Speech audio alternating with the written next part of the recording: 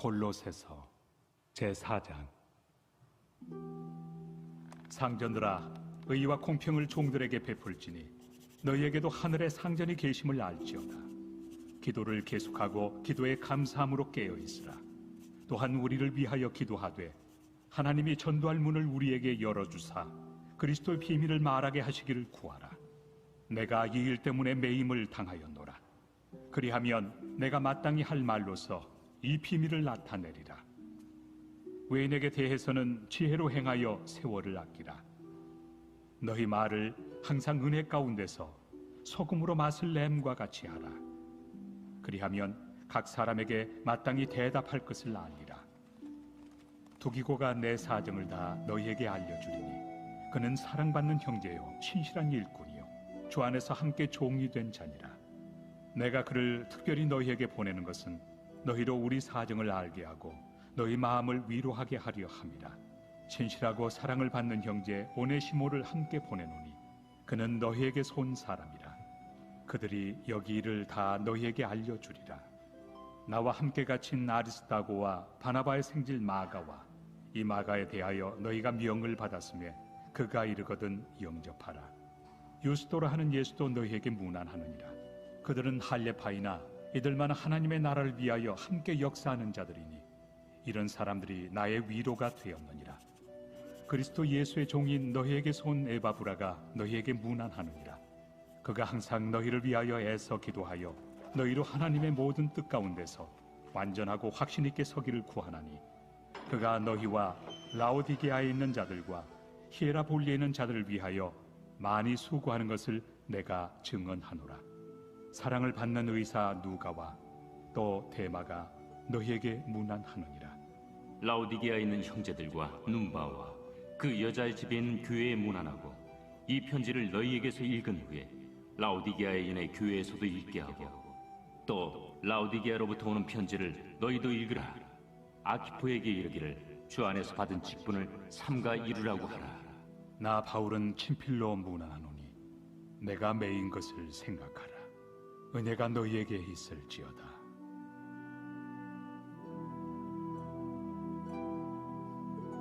하나님 말씀은 신약성경 빌립보서 4장 4절에서 5절 말씀입니다. 다 같이 일어나서 하나님의 말씀을 경청하겠습니다. 하나님의 말씀을 봉독하겠습니다. 주 안에서 항상 기뻐하라. 내가 다시 말하노니 기뻐하라. 너희 관용을 모든 사람에게 알게 하라. 주께서 가까우시니라. 아멘.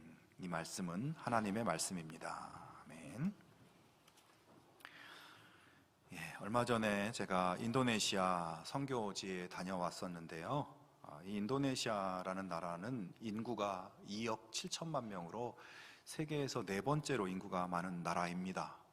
중국이 제일 많고 2위가 인도이고 3위가 미국이고 4위가 인도네시아라고 해요. 그리고 17,000개의 섬으로 이루어진 지구상에서 섬이 가장 많은 나라입니다. 근데 또 재미있는 것이 이 섬마다 섬기는 신들이 다 달라요. 어떤 섬은 이제 무슬림 그런 섬이기도 하고 어떤 섬은 힌두의 섬이기도 한데 그러나 인도네시아 2억 7천만 인구 중에 대부분이 무슬림이라고 해요. 그래서 세계 최대 무슬림 국가가 바로 인도네시아라고 합니다. 우리가 흔히 생각하면 중동 국가들이 아랍 국가들이 무슬림 최대 국가라고 생각되기 쉽지만 워낙 인구가 많기 때문에 인도네시아가 최대의 무슬림 국가예요. 그렇지만 이번에 동인선교회 목사님들과 방문한 발리라고 하는 섬은 또 전에 말씀드린 것처럼 90% 이상이 힌두교를 믿는 힌두교의 섬입니다. 이 섬 사람들이 얼마나 힌두교를 잘 믿는지 힌두교의 이 본산인 인도에서도 힌두교를 좀 배우려고 이 발리로 사람들이 파견을 올 정도라고 합니다. 그 정도로 힌두교가 장악되어 있는 지역이지만 그러나 아주 폐쇄적이지는 않아서 그곳에 다른 종교도 어느 정도 인정해주는 지역이었어요. 그래서 이번에 갔더니 시내 거리 곳곳에서 크리스마스 캐롤이 들리고 큰 정말 대형 크리스마스 트리와 장식이 세워져 있는 것이었습니다. 곳곳마다 그렇게 되어 있었어요. 신앙의 자유가 있는 우리나라보다 더 이 힌두의 섬인 발리에서 크리스마스를 그렇게 요란하게 캐롤이 들리고 장식을 하고 하는 것을 보니까 참 아이러니하다라는 생각이 들었습니다. 성도 여러분, 그래서 저는 우리 믿는 사람들만이라도 이 세상이, 오늘 우리 사회가 다 크리스마스에 대해서 별 생각 없이 이렇게 지내는데, 우리 믿는 사람들만이라도 조금 더 예수님의 탄생과 오심을 바라보면서 우리가 더 좀 크리스마스 분위기를 낼 수 있었으면 좋겠다는 생각이 듭니다. 가게를 운영하시는 분들이 있다면 가게 문에 크리스마스 장식과 불빛도 달아놓고 트리도 세워놓고 또 캐롤도 울려 퍼지게 그렇게 좀 하시면 좋을 것 같고요. 가정에서도 자녀들과 가족들과 함께 트리를 장식하고 또 캐롤도 틀어놓고 불빛도 켜놓고 그렇게 예수님의 오심을 축하하고 예수님의 다시 오심을 기다리는 그런 마음들을 우리들이 좀 더 적극적으로 나눌 수 있으면 좋겠다는 생각이 들었습니다. 기다림의 절기를 보내면서 나는 요즘 무엇을 가장 기다리는가 하는 생각을 해봤어요. 요즘 내가 제일 기다리는 것, 여러 가지 기다리는 것들이 많지만 우선 아직 현장 예배에 3년 동안 한 번도 오지 않은 성도들을 제일 많이 기다리고 있습니다. 네, 지금 영상으로 보고 계실지 모르겠는데 너무 보고 싶습니다. 사실 지난 추수감사절에 오실 것을 기다렸지만 그래도 안 와서 다음 주 이제 성탄절에는 오실 것을 기다리고 있는데요. 우리의 삶은 기다림의 연속입니다. 저녁이 되면 직장에 간 가족이 오기를, 또 학교에 간 자녀가 오기를 기다립니다. 군대 간 아들이 제대하기를 기다리는 사람도 있고 아이가 태어나기를 기다리는 분들도 있습니다. 그리고 또 내가 수고하고 애쓰고 노력한 것들이 좋은 결과로 이어지기를 기다리는 사람도 있습니다. 농부는 밭에 뿌린 씨가 좋은 열매가 맺히기를 기다리고, 또 젊은이들은 입시든 취업이든 그 결과를 간절히 기다립니다. 어떤 사람은 심지어 로또 복권을 사들고 토요일 저녁마다 당첨자 번호를 기다리는 사람도 있어요. 미끼를 던져놓고 낚시꾼이 물고기가 미끼를 물기만을 뚫어지게 바라보며 기다립니다. 여러분, 그런데 이런 기다림은 사실 두 가지 가능성을 다 가지고 있는 기다림이죠. 내가 기다리고 있는 사람을 드디어 만나고 기다리던 결과를 드디어 맺게 되는 그런 기다림 보람이 있고 기쁨이 생길 수도 있지만, 내가 기다리던 사람을 결국 못 만나고 기다리던 결과를 결국 이루어지지 않을 때는 어려움과 낙심이 찾아오기도 합니다. 하지만 우리가 기다리는 많은 기다림 중에서 정말 100% 확실히 이루어지는 기다림이 있습니다. 그것은 다시 오실 예수님에 대한 기다림이에요. 예수님께서는 우리를 구원하시기 위해서 약속하신 대로 이스라엘 땅에 오셨었고, 지금은 부활 승천하셔서 세상의 마지막 날에 다시 오실 것을 약속하셨습니다. 여러분, 예수님에 대한 기다림은 절대 후회가 없고 예수님에 대한 기다림은 분명히 이루어진다는 것을 믿으실 수 있기를 바랍니다. 제가 지난주 유튜브에 영상을 보다가 계속 돌려본 영상이 하나 있었습니다. 이 시간에 잠깐만 보여드리려고 합니다. Gravity's in motion. Hold it tight, just take me for a ride. Shouldn't be this open. Come on now, just swallow your pride. Let love swell so wrapped up in your touch. Be sure, don't show no man. Feel it so warm, I know it's cold outside, but here we're hot enough. Give it up to this crush of mine. Feeling like you're my perfect type. Give it up to this crush of mine. Feeling like you're my perfect type. Feeling like you're my perfect type, type, type, type, type, type, type, type, type. Let us swell so wrapped up in your touch. Be sure, don't show no man. Feeling so warm, I know it's cold outside, but here we're hot enough. Give it up to this crush of mine. Feeling like you're my perfect type.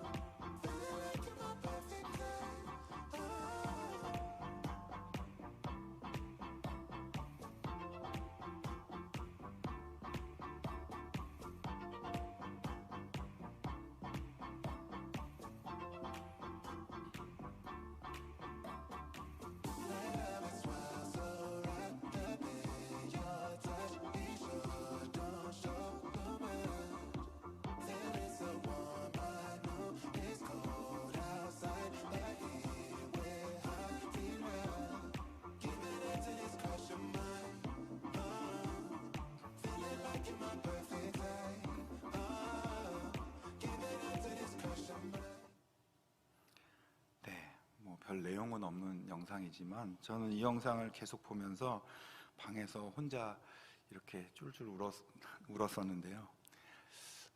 갱년기여서 그런 것 같기도 하고 네, 너무 감격스럽게 만나는 장면이어서 그랬습니다. 이 영상에서는 전쟁에 나갔던 아빠나 또는 아들을 기다리던 자녀와 부모님의 감격스러운 만남의 장면을 보여줍니다. 저는 이 영상을 여러 번 보면서 내가 마침내 내 평생에 가장 보고 싶은 그분, 예수님을 드디어 만날 그날을 상상해 보게 되었습니다.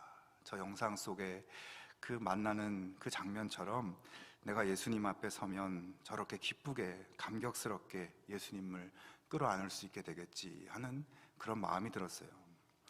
여러분, 오늘이 힘들고 두려움과 걱정도 있고 눈물 나는 일들도 있습니다. 저 영상에서 본 것처럼 우리는 기다리던 예수님과 분명히 확실히 기쁨과 감격의 만남을 갖게 될 것입니다. 그날을 바라보고 기대하고 소망하고 인내하며 나아가는 우리들의 삶이 될 수 있기를 바랍니다. 오늘의 본문 말씀은 우리가 너무나 잘 알고 또 많이 들은 말씀이죠. 주 안에서 항상 기뻐하라. 내가 다시 말하노니 기뻐하라. 너희 관용을 모든 사람에게 알게 하라. 주께서 가까우시니라. 자, 여러분, 그런데 오늘 본문 말씀에서 가장 중요한 키워드가 있다면 무엇일까요? 이 유명한 말씀에서 놓치기 쉽고 스쳐 지나가기 쉬운 말씀이지만 정말 핵심적인 말씀은 바로 제일 마지막 부분, 주께서 가까우시니라 라는 말씀입니다.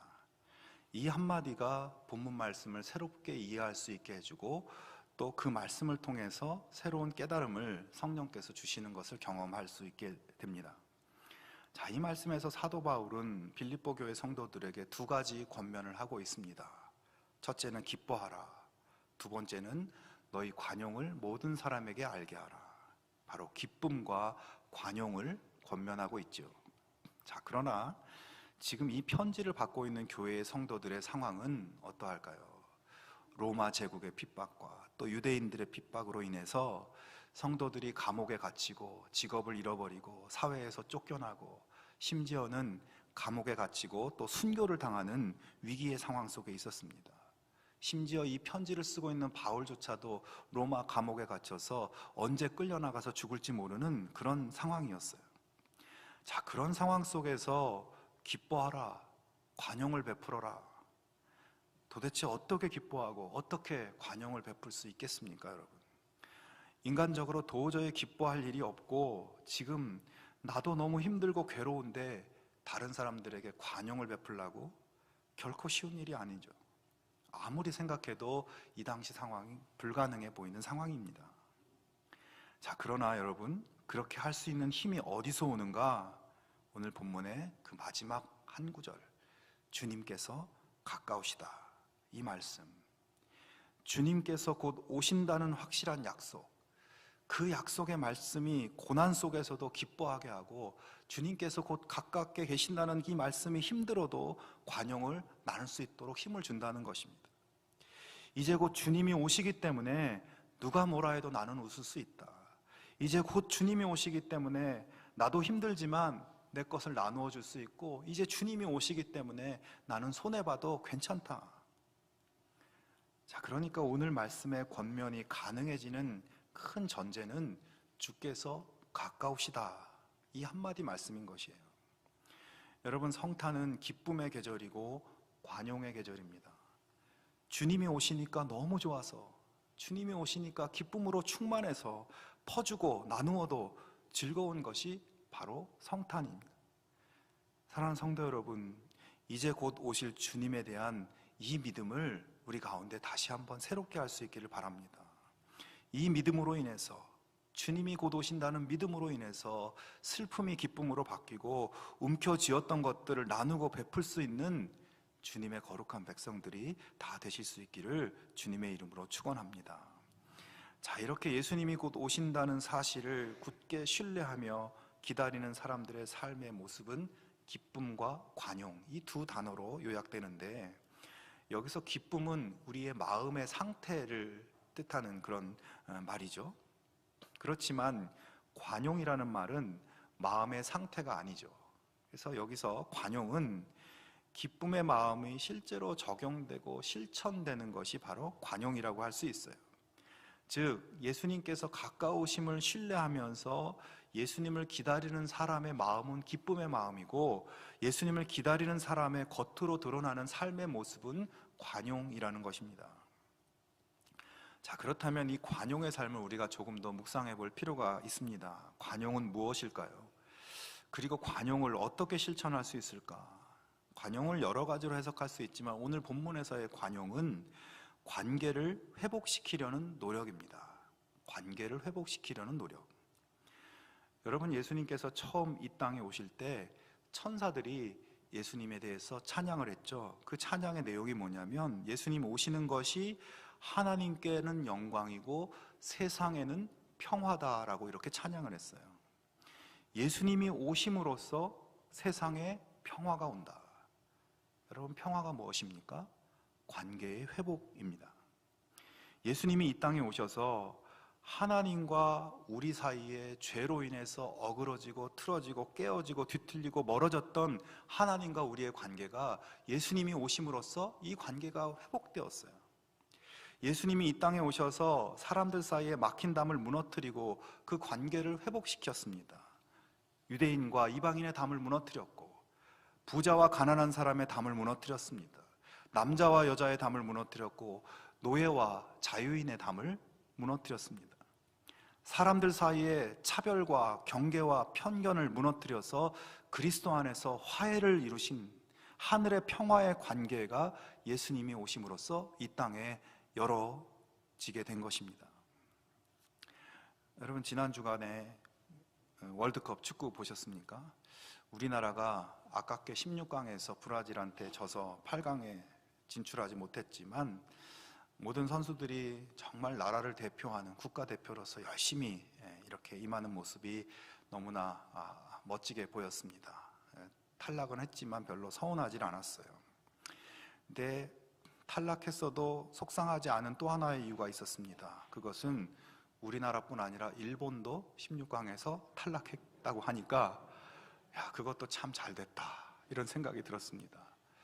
일본이 독일도 이기고 스페인도 이기고 조 1위로 올라가서 하니까 왜 이렇게 마음이 불편한지, 그러다가 16강에서 탈락했다고 하니까 또 이렇게 마음이 편안해지는지, 목사님이 이러면 안 되는데 아무튼 그런 한 주간이었습니다.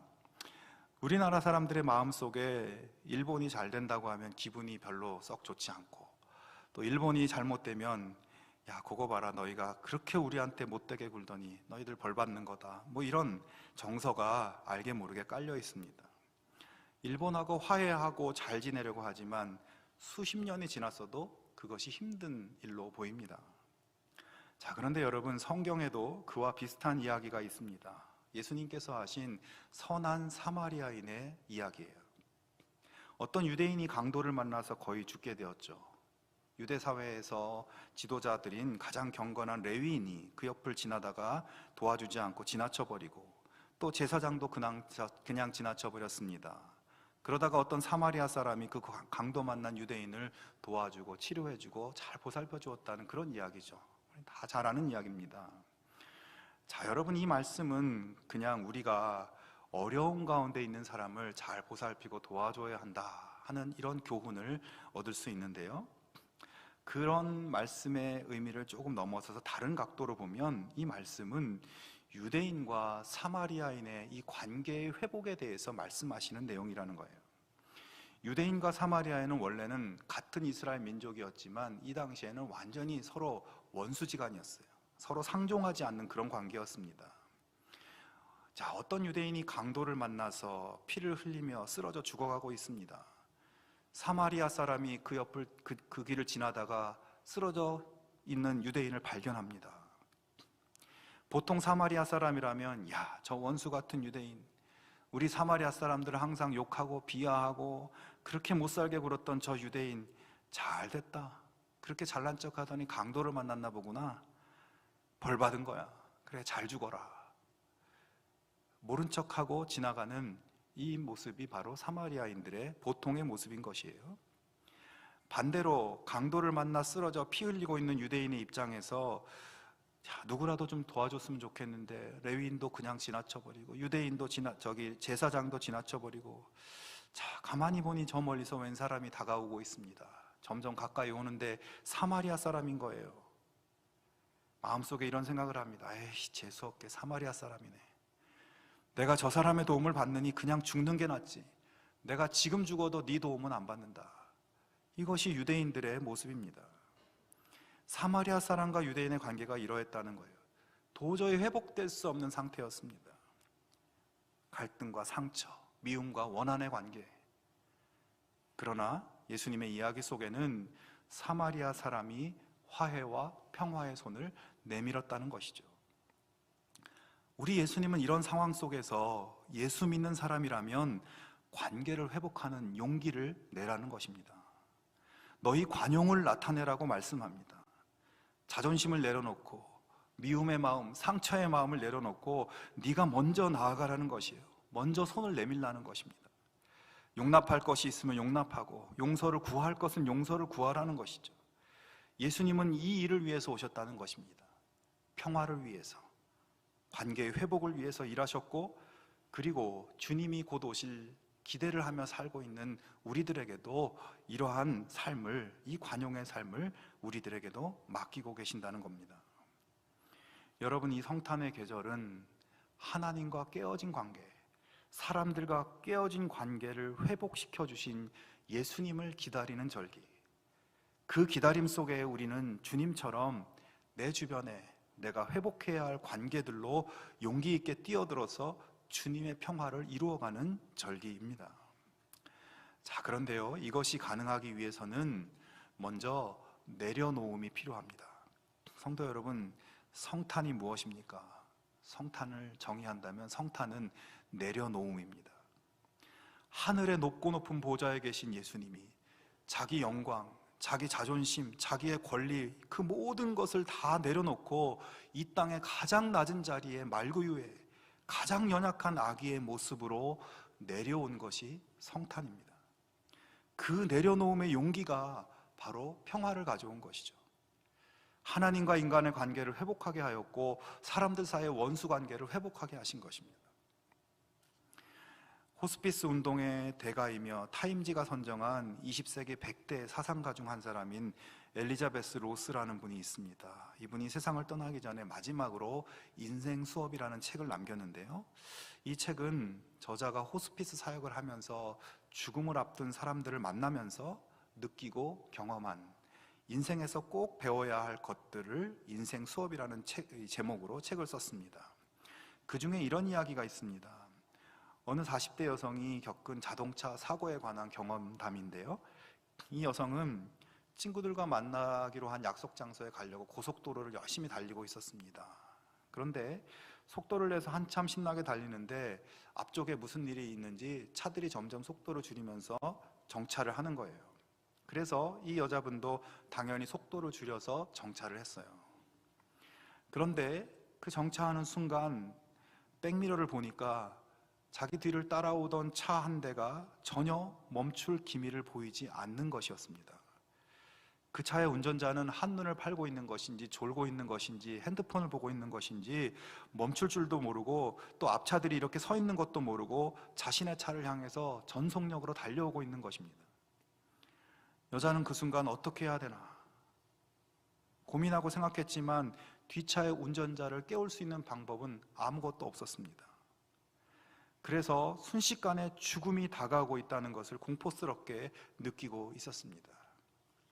그 짧은 순간, 그러나 그 여자는 일생 동안 남들에게 뒤처지지 않으려고 아등바등 살고 언제나 전속력으로 열심히 달리기만 했던 자신의 모습을 뒤돌아보게 되었고, 이제 조금 후면 뒷차와 충돌해서 죽을지도 모르는데 이 죽음의 순간만큼은 평온하게 모든 것을 내려놓고 싶은 마음이 들었습니다. 그리고 몇 초 후 뒷차는 예상대로 그녀의 차와 충돌했고 그녀는 의식을 잃었습니다. 자, 그런데 기적이 일어났습니다. 종이창처럼 구겨진 그 차 안에 그녀는 멀쩡하게 살아있는 것이었습니다.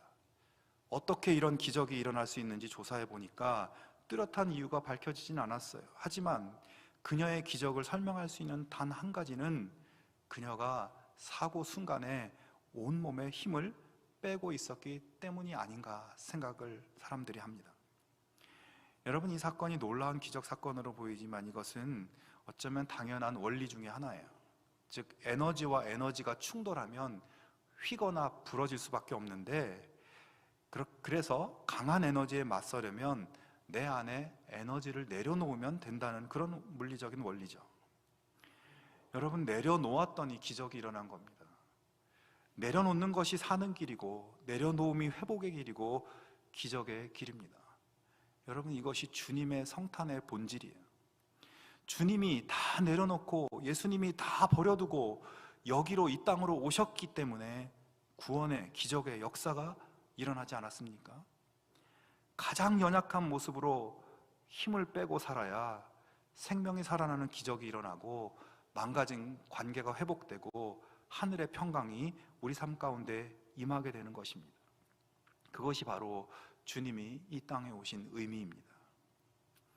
언젠가 TV 한 코미디 프로에서 주인공이 바나나 껍질을 싹싹 벗기더니 알맹이는 휙 던져버리고 그 껍질을 우걱우걱 씹어먹는 그런 코미디 장면을 본 적이 있습니다.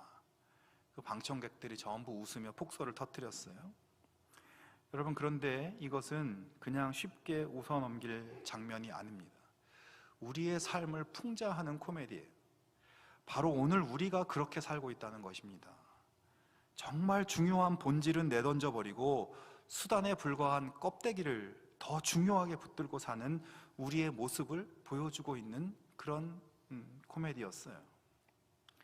사랑하는 여러분, 우리의 삶에 필요한 물질이나 지위나 힘은 수단일 뿐입니다. 그런 수단이 본질인 줄 알고 붙잡고 살면 정말 중요한 알맹이를 잃어버리게 됩니다. 이 성탄의 계절에 정말 중요한 알맹이인 잃어버렸던 평화의 관계를 회복할 수 있기를 바랍니다. 자기를 내려놓는 용기로 여러분의 관용, 넓은 마음을 드러낼 수 있기를 바랍니다. 그것이 우리가 붙들어야 될 삶의 알맹이에요. 그 본질이 해결되면 나머지는 다 따라오는 것입니다. 몇 주 전에 광화문 교보문고에 오랜만에 가보았습니다. 경기도에 살다 보니 광화문까지 갈 일이 없었는데 교보문고에 갔는데 사람들이 많이 다니는 통로에 가판대가 있고 정말 수백 가지 예쁜 카드가 많이 쫙 이렇게 진열되어 있는 것이에요. 저도 모르게 서서 카드를 고르고 있었습니다. 근데 한참 고르다가 마음에 드는 생각이, 야, 내가 카드 보낼 데도 없는데 이걸 왜 고르고 있냐, 이런 생각을 하면서 결국 아무것도 안 사고 그냥 돌아왔어요. 돌아오면서 집에 와서 생각을 해보니까, 야, 크리스마스 카드 이런 거 써본 적이 너무너무 오래됐구나, 이런 생각이 들었습니다. 그러면서 나는 왜 크리스마스 카드를 보낼 사람도 없고 또 받는 기대도 없어졌을까, 이런 생각이 들었습니다. 여러분은 어떠하십니까? 그러면서 크리스마스 카드라는 것이 무엇일까? 여러분, 크리스마스 카드는 그냥 성탄절에 나누는 문안 인사 그 이상입니다. 즉, 평화의 왕으로 오신 예수님을 바라보면서 정말 주님의 그 평화를, 그 주님의 관용을 실천할 수 있는 도구가 될 수 있다는 것이에요. 우리와 관계가 망가지고 마음이 불편하고 그 사람 때문에 상처가 심해서 도저히 말을 걸 수도 없고 어떻게 할 수 없는 사람, 그 사람에게 주님이 나를 위해서 오는 그 기쁨을 가지고 먼저 이 크리스마스 카드로 그 관계를 회복할 수 있는 좋은 도구가 될 수 있지 않을까 하는 생각이 들었습니다.